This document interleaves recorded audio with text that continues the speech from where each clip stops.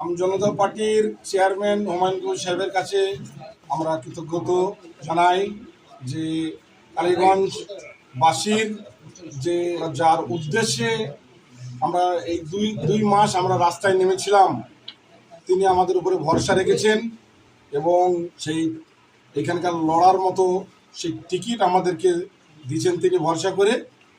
এটাই আমি জানাতে চাই। কালীগঞ্জ বিধানসভায় প্রার্থী হতে পেরে আপনার কি ধরনের অনুভূতি হচ্ছে?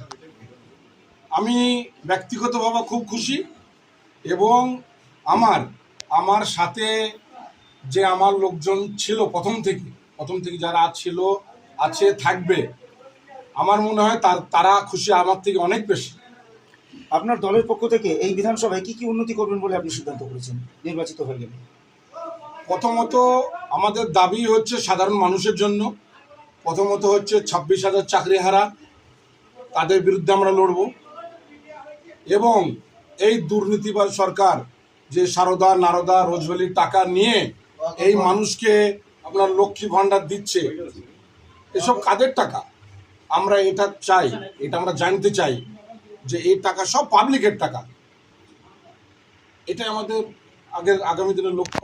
প্রায় 50,000 ভোটে জয়ী হয়েছে আলিফা আহমেদ, সেখানে দাঁড়িয়ে কতটা চ্যালেঞ্জ মনে হবে অতটা কভার করা, মানে প্রায় 1 লাখ ভোটারকে কভার করা?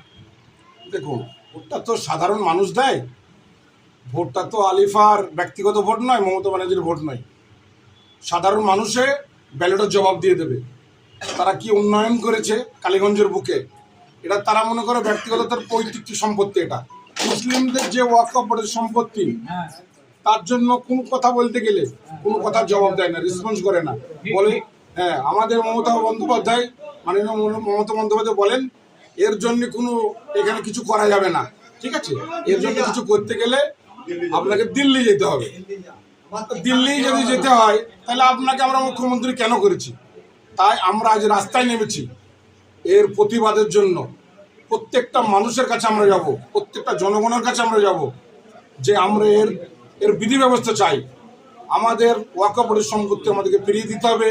26,000 ছেলেদের যে চাকরি, সেই চাকরি ঘুরিয়ে দিতে হবে। আগামী দিনের যেন ছেলেরা সঠিকভাবে চাকরি পায়। সিভিক ভলেন্টিয়ার তাদেরকে অল্প কিছু মাইনে দিয়ে সারা দিন রাত খেটে নেওয়া হয়, এর বিরুদ্ধে আমরা লড়ব। আচ্ছা।